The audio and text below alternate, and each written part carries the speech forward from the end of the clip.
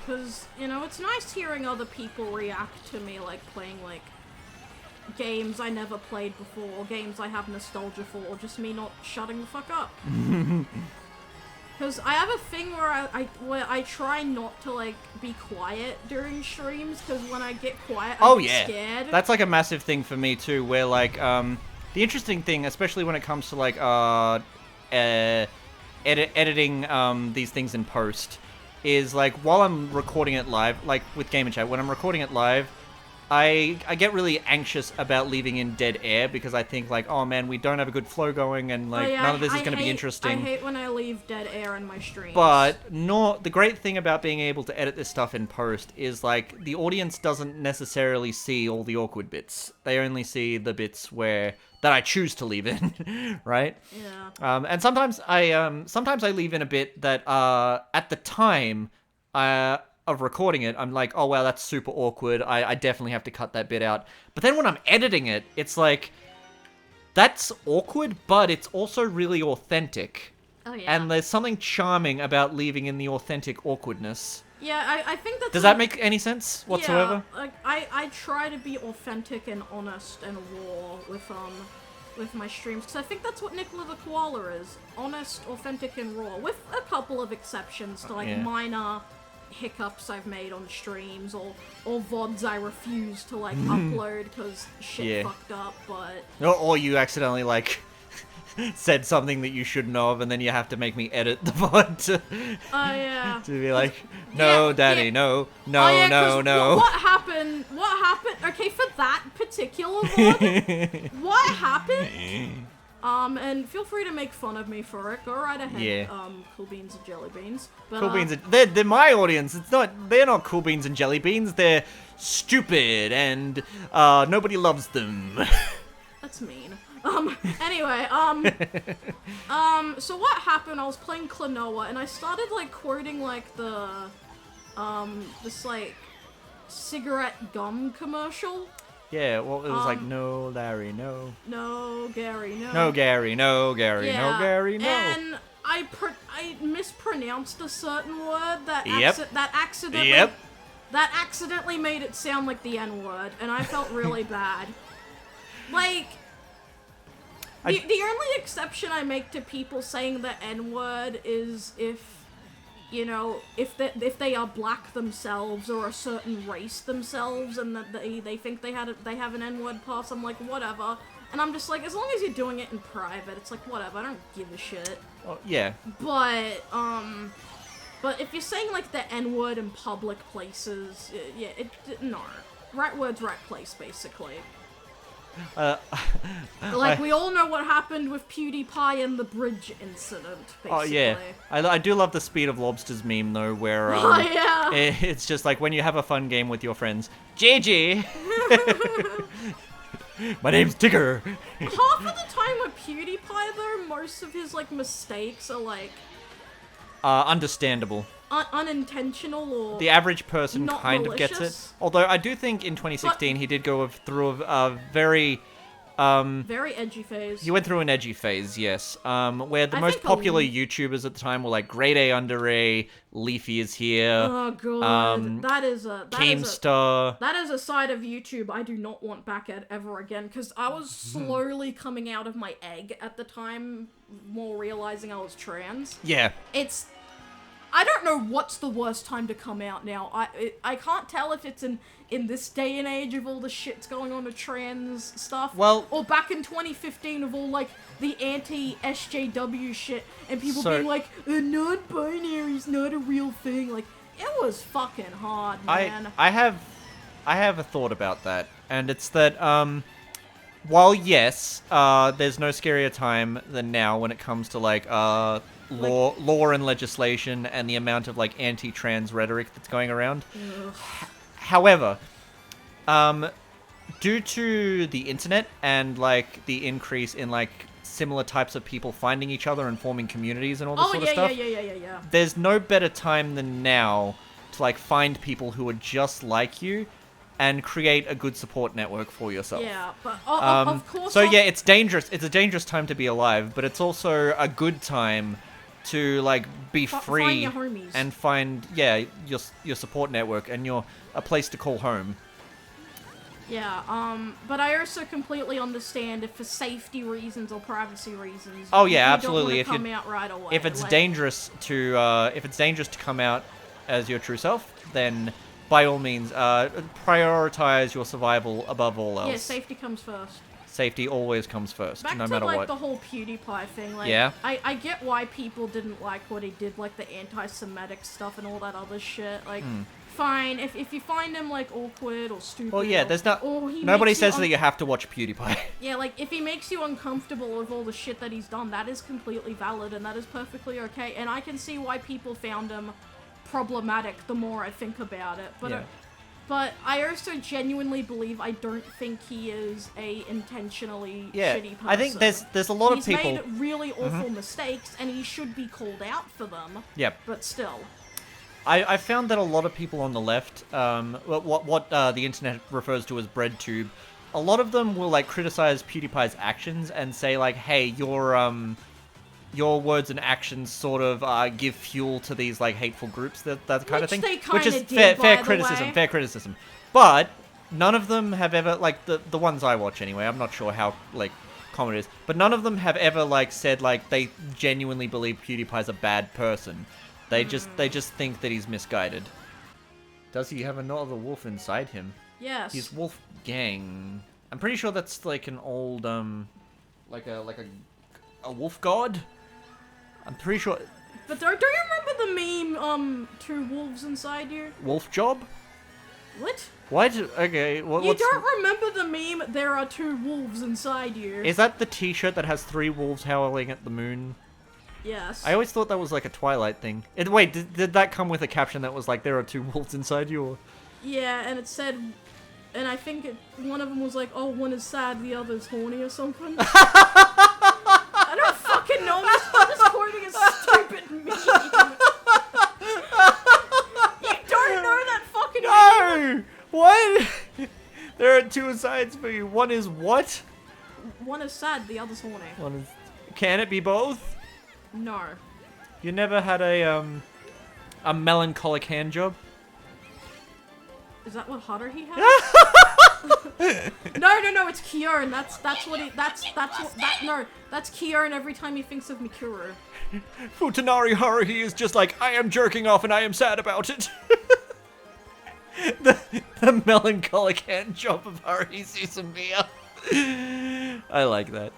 I'm so sick of these ordinary humans. Ah! I'm so sick of these ordinary hand jobs. I want an interesting hand job, like with an alien or something.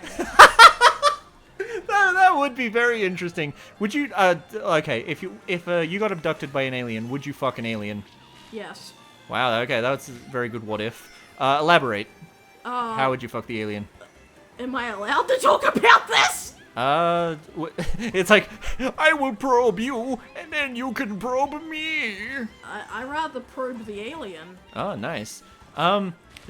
Actually, I might cut this out if you don't find it as funny as I do. No, I'm fine with it. I'm just like, am I allowed to talk about this shit? I was just gonna share. I'll cut this out if you don't find it as funny as I do. Okay. But I remember me saying like, if you had a dick, would you like put one of your anime figurines in a cum jar?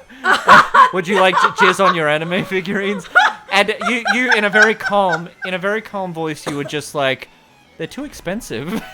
I'm like, wow, that's your only like objection to that what if? Yes. You're just like, I paid too much money for that stuff. No, I'm gonna put my cum somewhere else. Thank you very much.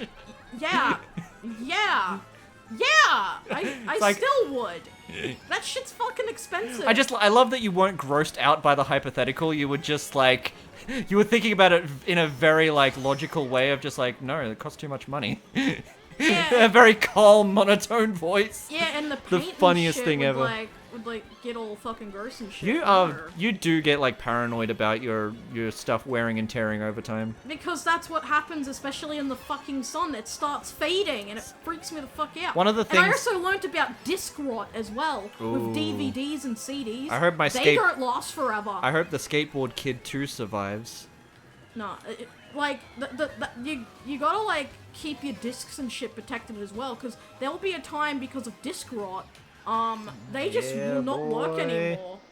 Oh, and especially when they start skipping and shit, that's where I'm just like, I'm gonna die now. So remember, I'm hesitant to say kids because like then this will be marked as YouTube kids, but remember kids. Remember Cool Beans and Jelly Beans. Be careful of disc rot. And also be careful of dick rot. Oh, God! Oh, dear. It don't work like it used to. The old grey mare, she ain't what she used to be, ain't what she used to be, ain't what she used to be. My limp dick, it ain't what it used to be. Oh, no.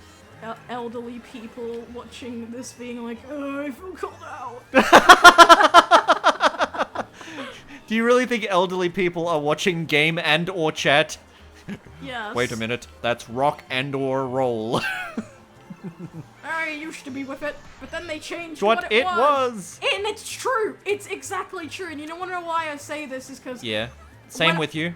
When I was younger, like in my teen years, I got like so sick of mainstream music. Yeah. And fucking listening to it all the time, especially when I had a part-time job at like a rental DVD store. Yeah, yeah. And I just started getting out like my old iPod Touch, putting on the radio, switching to Triple J, because I heard it was like the hipster like radio thing to listen to for like better music and shit that's not always mainstream. Yeah. Or stuff that does become mainstream like eventually. Yeah.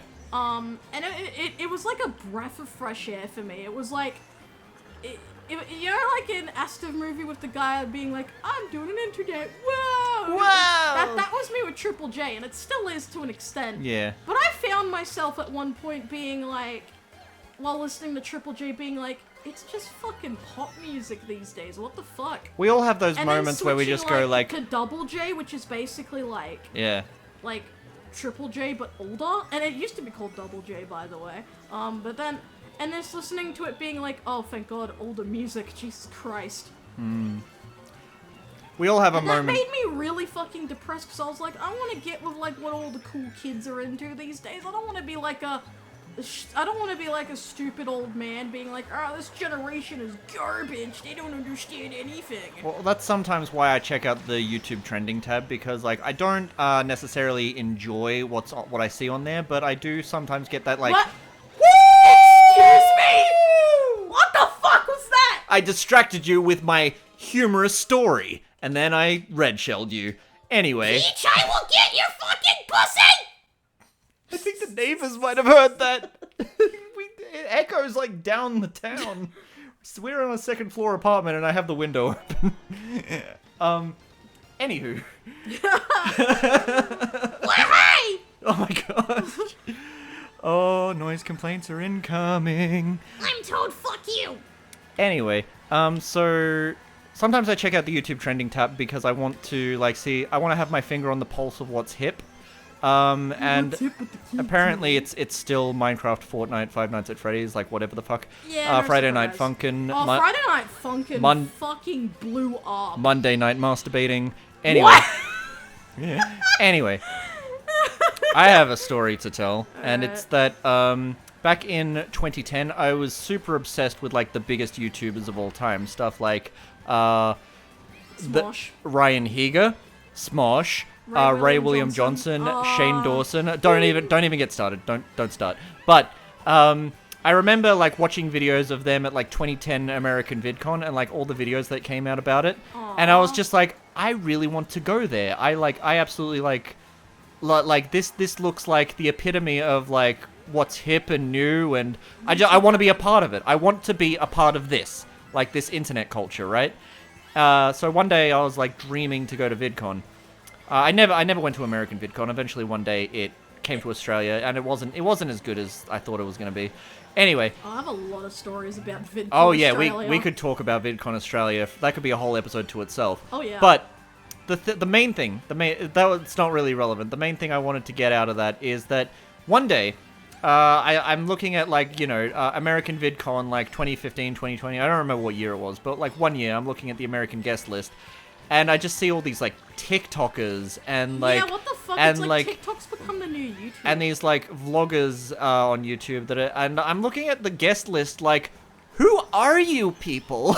Yeah. I don't recognize a single name, and I thought I knew YouTube, right? Like I thought I was like very in touch with what YouTube was, but You used apparently to be with not. it, but then it changed what it was. Exactly. I used to be with it, but then they changed what it was. But it also, I feel like there's also the fact that nowadays there are so many YouTubers that the market's become oversaturated, and like because it like the audience is spread so thin that there's no way that you can possibly like see every YouTuber that you could conceivably have any like vague passing interest in. You know what I mean?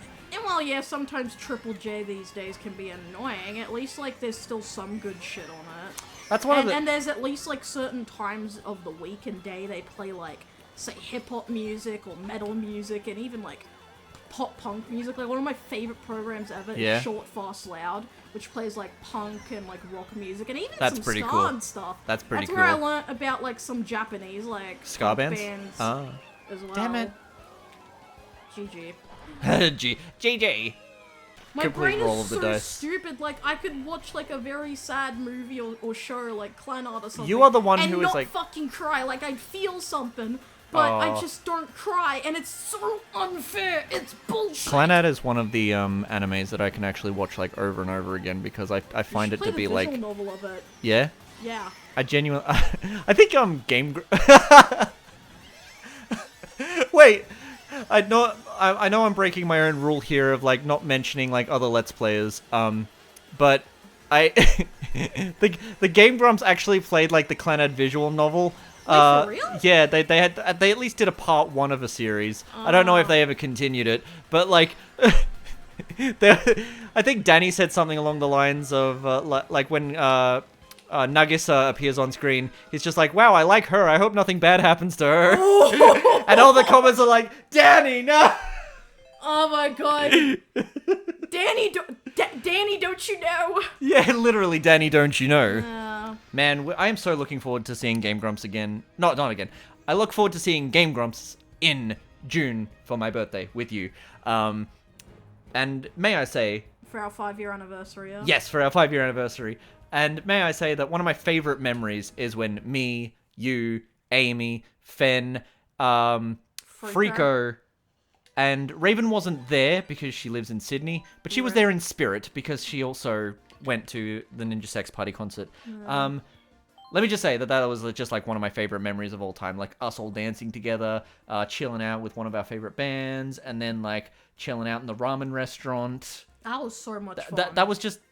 That was like when I knew, like, you know how sometimes you just have a feeling deep in your heart where you just know life is okay. Yeah. Life is fucking good right now.